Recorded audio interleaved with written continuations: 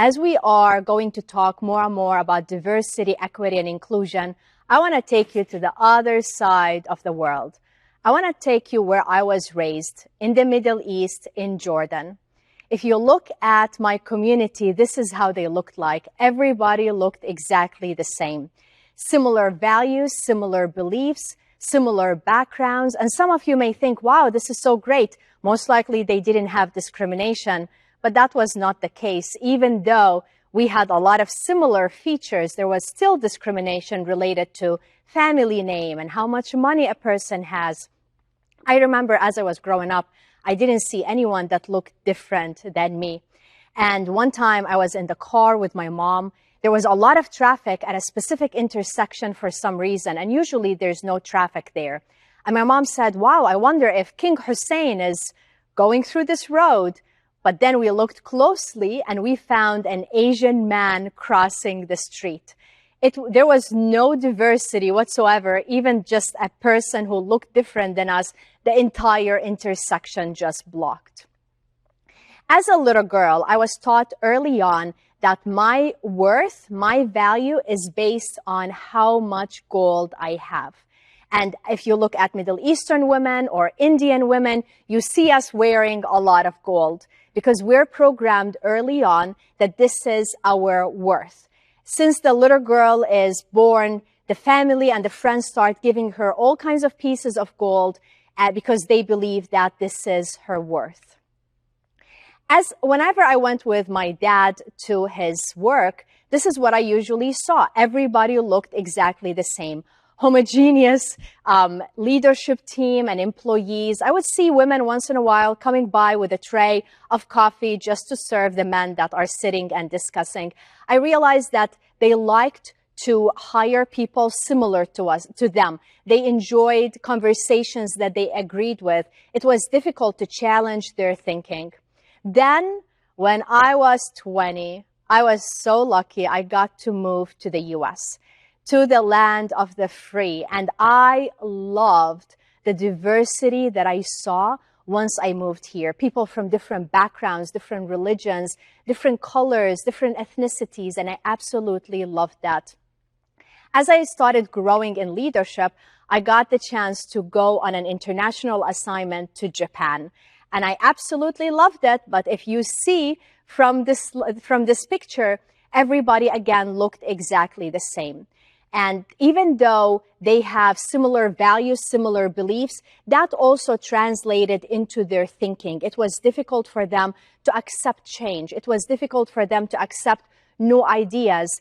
Everybody continued to follow what the majority believed in, and they continued to do that. Then came back to the US, continued to grow in leadership, and this is how the picture that I saw.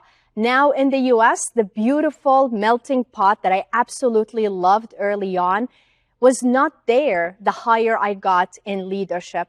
The leadership team would say, diversity is great, pass it down. But I didn't see true diversity in leadership teams or on the board.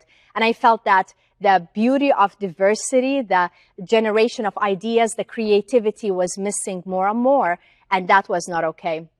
So now, from my journey from the Middle East to the US, to Japan, and back to the US and travel around the world, I learned very clearly that the teams that are more diverse are the ones that are more creative, innovative, where people feel comfortable to come to work and feel themselves. They have a sense of belonging. They feel comfortable to share what they believe and bring new ideas, which is absolutely what we need in our world. Now, of course, there's so much research that talks about the benefit of diversity, and every single research mentions very clearly the great benefits. I haven't seen one research that says diversity is bad, don't do it. It's actually the opposite of that. But then when I look at the world we're living in right now, and specifically in the US, after the murder of George Floyd, so many organizations started opening their eyes and trying to think about What do they need to do to create a more diverse and inclusive work culture? But many of them, they don't know how to do it. And even whenever they start implementing initiatives, there are usually some resistance to these initiatives. It could be based on fear. It could be based on misinformation. But there's a big factor, too, that results in us not being as diverse and inclusive as what we would like. So now I want you to look at this slide, and I'm going to read to you information about person 1 and person 2. And I want you to think real quick, what is the first thing that comes to your mind about person 1 and person 2? What stories are you building in your mind about these two people? Person 1 earns $30,000 annually and supports a family of 3, has credit card debt, married through traditional family introduction, living with death threats for their lives, and rents an apartment in a low-income neighborhood. So imagine, like, what is the first thing that's coming to your mind? What are the stories you're telling yourself about person 1? Now, person 2 has a graduate degree, paid $60,000 in student loans, is multilingual, climbed Mount Fuji in Japan, worked on a project with the United Nations. Again, what are the stories you're building in your mind about person 2? What is the gender? What is the ethnicity of person 1, person 2? What are you telling yourself? And that is so important. That's going to lead us, which I'm going to share. I'm going to tell you about biases, and we're going to discuss this at the end. And I want you to reflect on how your perception changed based on your first impression of person 1 and 2 towards the end of this keynote. Now, biases. We all have biases, especially our implicit biases. When we think about biases, there's two kinds. There's ones that we are conscious about. We know, some people know that they're biased towards other groups or other genders. They shouldn't be proud about that, but they're aware of it.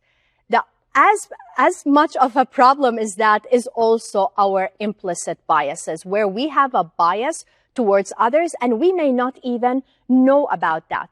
As if our brain has these quick programs based on what we were told early on in our lives, what we watched in the media, our own experiences related to other people.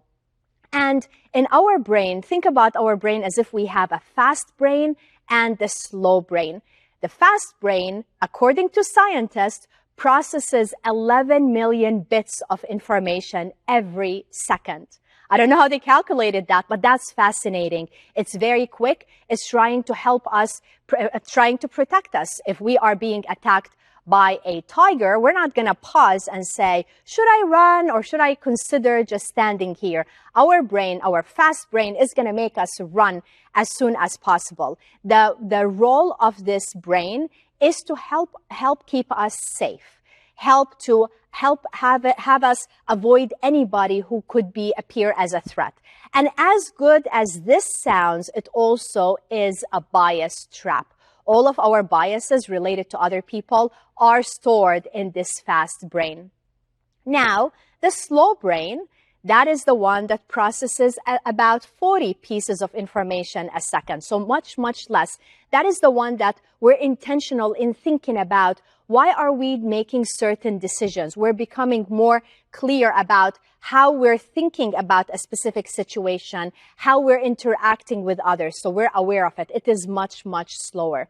The problem is, majority of the time, whenever we meet somebody, whenever we're interviewing, hiring someone, our fast brain is the one that's making the decisions, and that is a big problem. That's why we need to talk about it. These biases have a big effect of why in many organizations they don't have enough diversity, and many employees from minority groups, they don't feel included. And we all have these biases, not because we're bad people. We have them because we are people, and they could be the opposite of what we truly believe in. So, for example, I graduated from the University of San Diego, finished my MBA there in 2004. And a few years ago, the university reached out to me and they asked me to fly to San Diego and give a commencement address. I was so excited to go back to my people, to motivate them and encourage the next generation of the new graduates on their journey for their career. And they gave me very clear instructions that I was supposed to fly to San Diego, meet with the dean who was going to introduce me to Provost Baker. Very easy. So I booked a flight from New Orleans to San Diego. I was there even earlier than an hour. I met with the dean and he said, come on, let me introduce you to Provost Baker. We were in a big space that could hold over 6,000 people. And in the entire space, there were only 4. The dean, myself, and 2 people that had PhD cap and gown, and they were standing on the stage. One is a black woman, and the other is a white man. So I walked on the stage, I went to the white man, and I said, hello, Provost Baker, I am Dima. And everybody paused. And they said, oh, he is not Provost Baker. She is Provost Baker. So to give you a little background about myself, I resigned from IBM 6 years ago so I can build a business focused on the advancement of women in leadership. And in the last year and a half, I've been talking about implicit bias every single day. And even before that. So imagine whenever I heard of a Provost Baker, the first image that my fast brain gave me was not a black woman. And it was a moment that even though I wanted the world to end, at that moment I felt so embarrassed and I felt so bad whenever I saw her face giving a look of sadness, because most likely that was not the first time, or I'm not the first person who did that. But that was an important teaching moment for me, where it taught me that I need to observe myself over and over, because I too have my own biases, not because I'm bad, not because I don't believe in the advancement of women in leadership. Of course I do. And of course I want to create an inclusive culture where people feel a sense of belonging and feel safe. But I also have my biases, just like all of us. So now let me ask you, and enter that in the chat. When you think of an individual in a leadership role, what is the first thing that comes to your mind about the physical characteristics of that person? So enter that in the chat. What is the gender that came to your mind? What is the color? What is the height? Is this person in a wheelchair? So based on a survey that looked into the height of the CEOs of Fortune 500 companies, they found that on average, they are 6 feet tall, which is 2.5 inches taller than the average American man. Can you imagine? Do you think when they did the job description, they said, these are the qualifications we're looking for. This is the experience that we want and the education, and we're looking for someone who is 6 feet and taller. Do you think that was what was happening? I don't think so. Do you think it was a bias, or still a bias, when we look at somebody who is taller and we assume that that person has leadership abilities, that person we should follow? Even our language, when you think about how we speak, we say, I look up to somebody, or I look down at somebody. It's interesting when we think about it that way and we start observing how much biases are affecting so many aspects of the team and the hiring and the promotion that we need to be aware of. So now in the chat, I want you to write, do you think there is any correlation between a woman's weight and her ability to lead? And watch if your fast or slow brain are responding. Most likely your slow brain is saying, no, there's no correlation between a woman's weight and her ability to lead. And that, I'm happy to hear that, or hopefully that's the answer you're going to have. But there was also a research that was done in front of over 500 hiring professionals. And they showed them women with similar background and experiences. The only difference was their body weight, their size. And they asked them who they thought had the most leadership abilities. And imagine just about 16% of these hiring managers selected the women with the heaviest body weight. So it's happening, and it's something that we need to constantly keep being aware of. Individuals of color, the lighter their color, there's a lot of research that shows the lighter their color is, the more they have opportunities of being hired, promoted, being invited to go out with their colleagues. So that's why it is so important to keep talking about this. And I realize that it is in all aspects of our lives. It's not just business, it's also in our personal life, and we need to be aware of that. So now, when we think about biases, there are over 180 biases. Can you imagine? 180 biases. There's so many out there. And I'm talking about the unconscious ones, the implicit ones that we're not even aware of. Right now, I'm just going to share with you about 4. The first one is affinity bias. Affinity bias, that means that we like to surround ourselves with people that are similar to us. We like to be their friends. We like to hire them. How many times you heard somebody say, "Oh, this young graduate reminded me of myself when I was his age"? We tend to hire them. We tend to promote them. We tend to mentor them. So that is affinity bias. Think about, or actually not think, take a piece of paper and a pen or a pencil and write down the names of the 7 people that are closest to you. So go ahead, write that down, and they cannot be family members, only friends or colleagues. 7 that you trust the most, that they are closest to you. Now look at the list and think, how many of you have similar race as yours?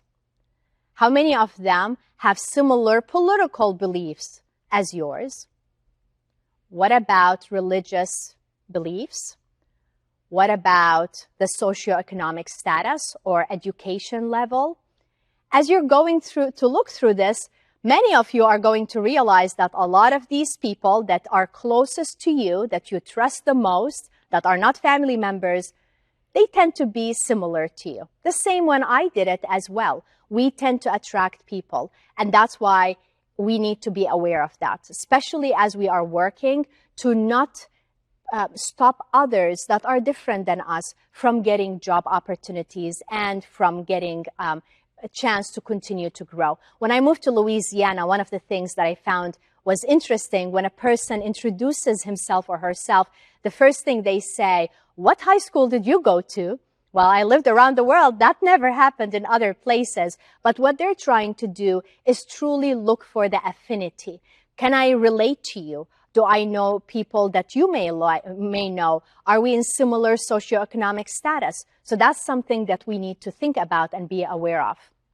The other one is confirmation bias. Confirmation bias, where we're looking for information to support what we believe in. It's like cherry picking information.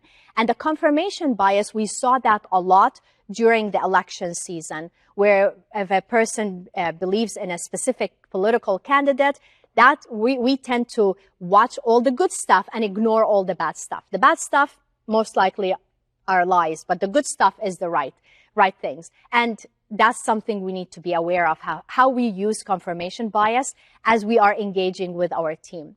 The other one is conformity bias. Conformity bias is when we believe that the bigger group tend to be right. So imagine when we were growing up and we had peer pressure, but now when we are in the corporate world or in the education system or in the nonprofit, any organization, there's groupthink, where we assume that the bigger number of people, if they know something or if they have a certain view about something, they tend to be right. And then the other one is guilty by association. So that is the fourth one, guilty by association, where we judge a person based on the group that this person belongs to. So something funny that happens to me, you know by now that I'm originally Middle Eastern, and you're hearing it in my accent. I've heard multiple times people say, "Oh, you don't act Middle Eastern. You don't act like a terrorist.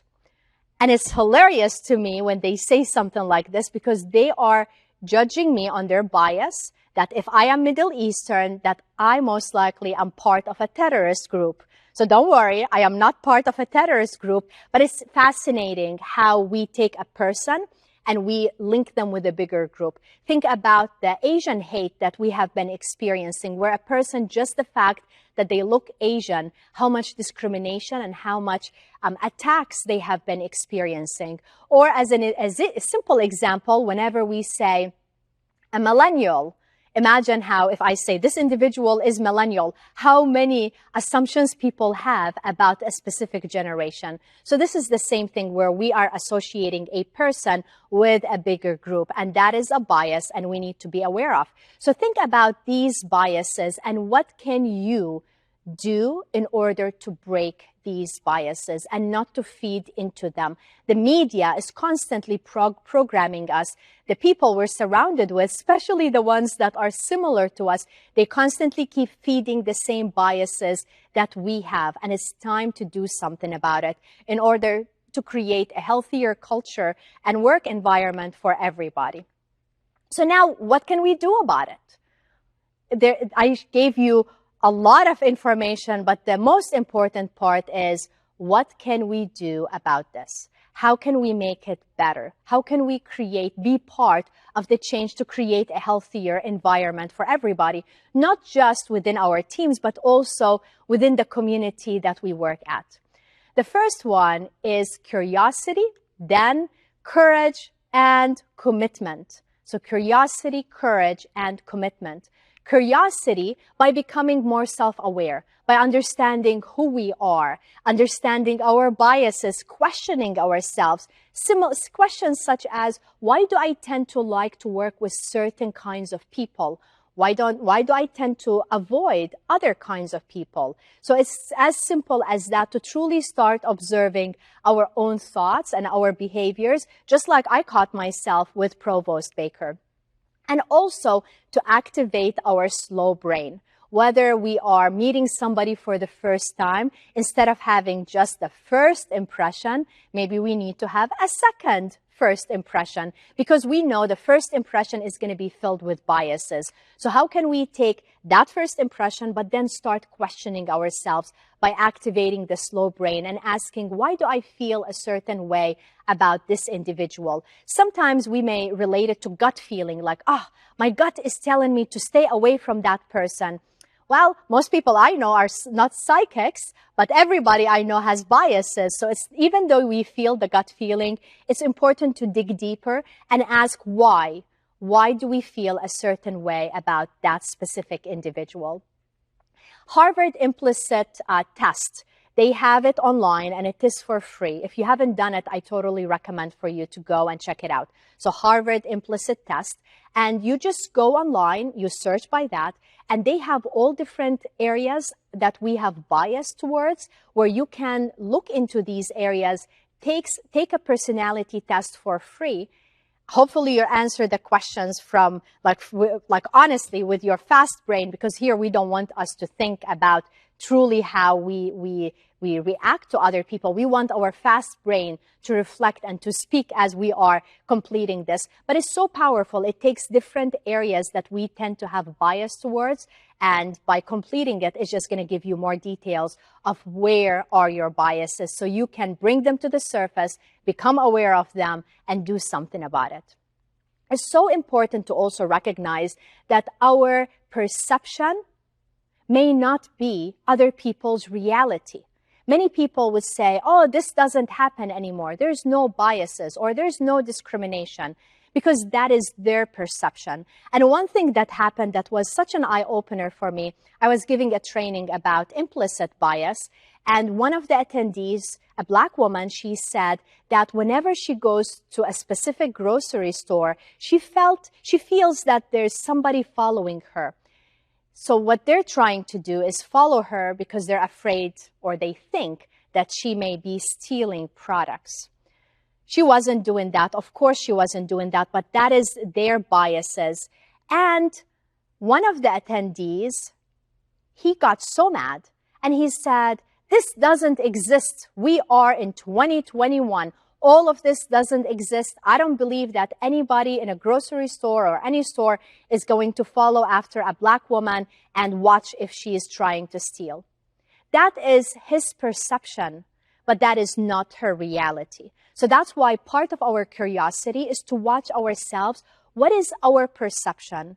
And what is our reality? And make sure that we're not judging others by our own experiences. So all of that is curiosity. The next one is courage. Courage is so important to continue to advocate and to be allies for others, to be allies for our team members, for our community members. Many people, they have been taught early on to stay silent and not to express their own experiences or not to share anything if they've been discriminated against or if they experience any microaggressions.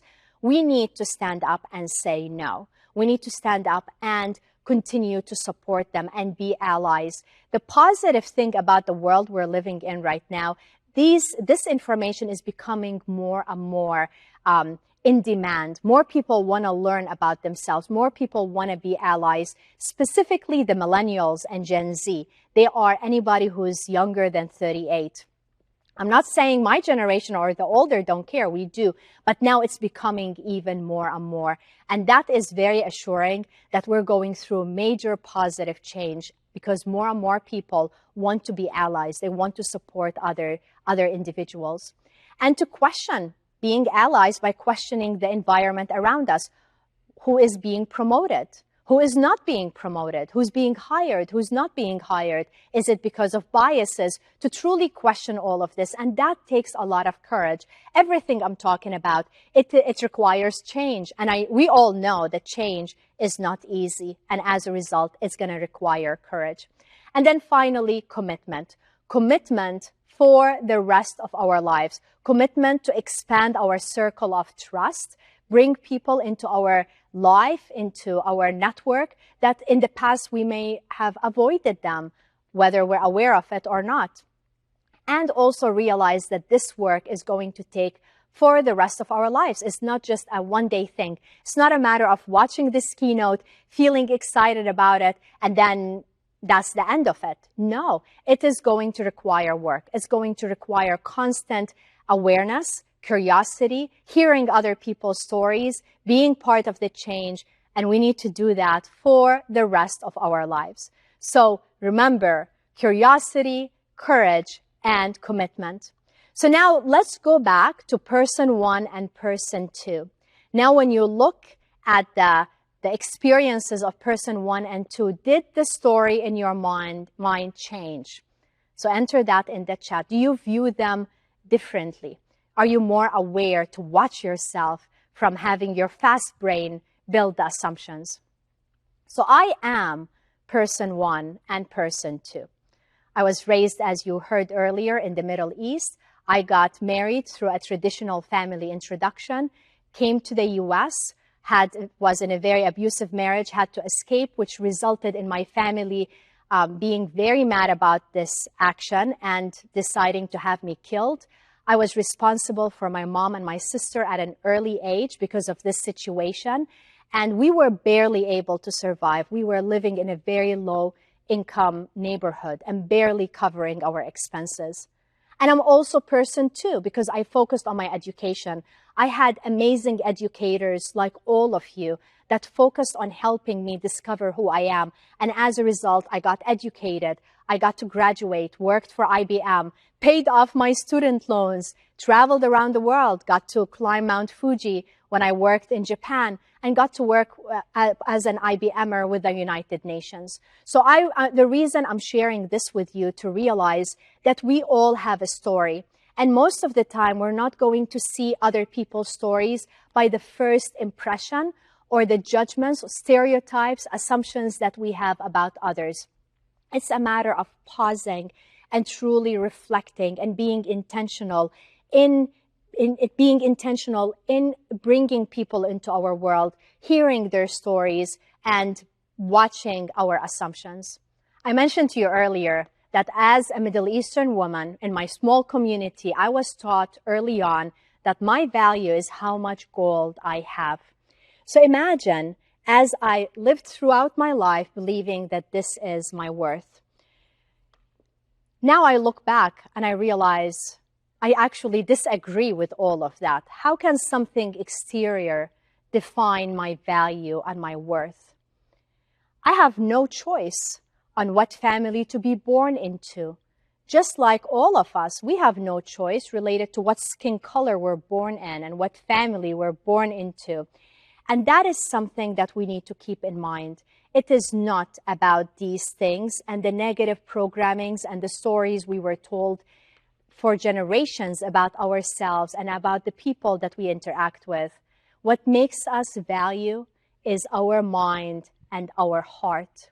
Our mind, by being so intentional in being inclusive, by being smart, by being aware of the world we're living in and contributing and being creative.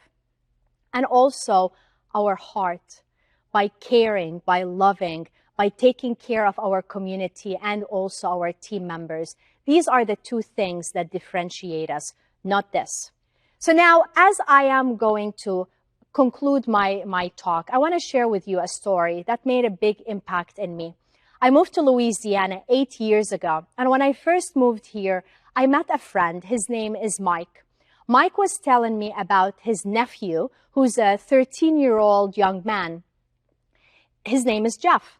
So Mike was telling me about his nephew, and he said that Jeff, over the years, started gaining weight, but the uncle did not feel comfortable to bring it up or to ask him what was happening.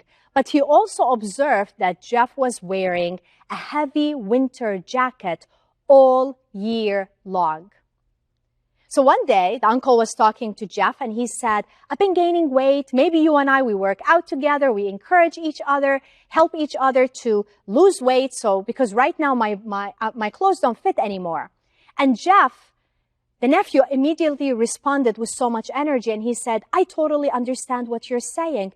Me too. I've been gaining weight. And whenever I go to school, my classmates are making fun of me. I see them laughing behind my back. I feel so horrible experiencing this that now I found a trick and I wear this jacket. I believe that by wearing this jacket, I am going to hide my body and hopefully they will not judge me.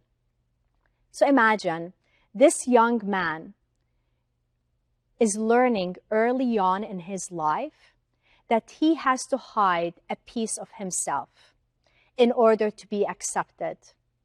He lives in Louisiana. Imagine wearing this heavy winter jacket in the hot, humid Louisiana weather. But to him, that is less painful than being judged and mistreated by others. Imagine how many people show up to work and to our lives every single day wearing an invisible, heavy jacket, hiding a piece of who they are, hiding their identity, so they would not be discriminated against, so we would accept them. I want you to, as we're finishing this keynote, to think about this and to stay with this image. How many people come to work like this? How many people show up to our community with the invisible heavy jacket? And our role is to continue to learn, to become aware of our biases so we can allow ourselves and everybody around us take off this invisible, horrible jacket and show up and be themselves in this world. Thank you.